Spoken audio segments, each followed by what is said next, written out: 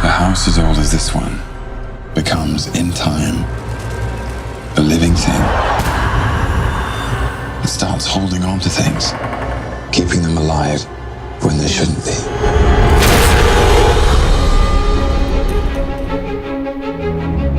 2 or 3 times a year, we like to go all out and do a really maxed out show on Fifth Avenue.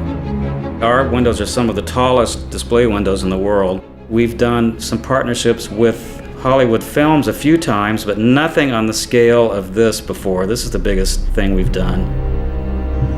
Crimson Peak is about this cinematic journey. It's definitely Guillermo's attention to detail. It's very much part and parcel of how Bergdorf Goodman treats their windows. There's an idea of deep layering and also of discovery. This is all just a mural. We're working with 5 different scenes from the film to tell the story. I love to begin with mock-ups and doing these miniature mock-ups. These are quarter-scale renderings of what the window size is. The windows at Bergdorf Goodman, while from the street they look enormous, they're actually very small.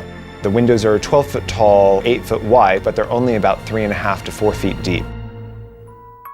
We're actually working with mannequins from the Bergdorf Goodman resource, and we're taking those mannequins and we're going to be cutting them apart and repurposing them. This is great for the elevator. I think this is going to work well for cutting that apart. These vintagey ones don't do that. I feel like we did it. This is our gate window. All of the props have to go in through very small doors. So the Cushing headstone, we've had to cut apart, and we're going to be putting it back together to get it inside of the window. Here on the ground, you can see the attic mural, and this is the recreation of that mural, where they're going to be doing the projection and the painting of that into the perspective that will work in this particular vignette. You painted this, just copied the other one using the carpet method? Wow, that's great. With 4 of these 5 windows, I really wanted to push the perspective so that the viewer feels transported into these spaces.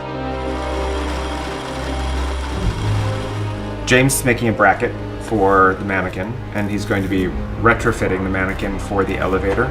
Because we flipped the perspective of going down the elevator shaft, we have to be able to suspend the mannequin off of the back wall. Making windows like this for Bergdorf Goodman, it's a lot of pieces coming together to make something very special. It's like creating fine artwork. So it requires a tremendous amount of skill from carpenters and artisans to make everything come together. Everything, as you can see, is extremely custom, and it requires having people that have very specific skill sets to be able to make all of these things come to life. This is the last night before we set up the windows at Bergdorf Goodman, and all of the major set pieces are done, and tomorrow we begin the load-in. It's going to be a long day, and then the week begins.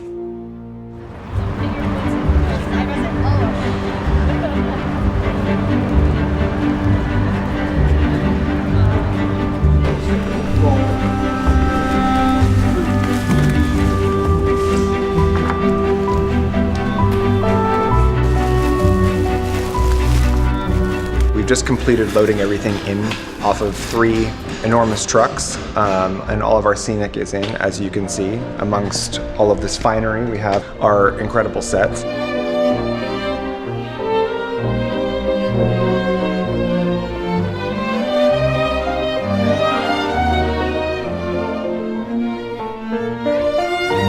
Just like the movie.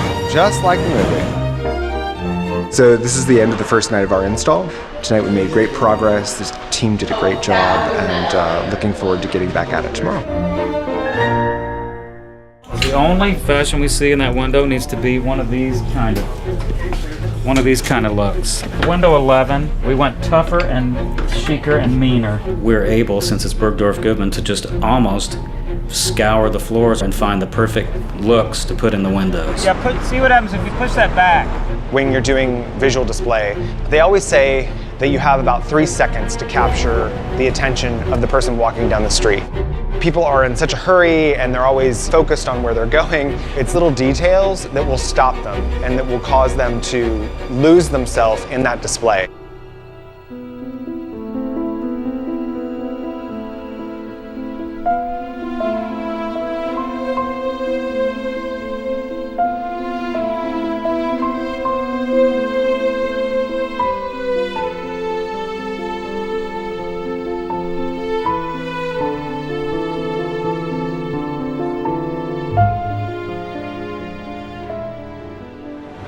It's 2:30 in the morning, and I think this project is officially finished. It's many months in the planning. We created quite a rumpus getting it in.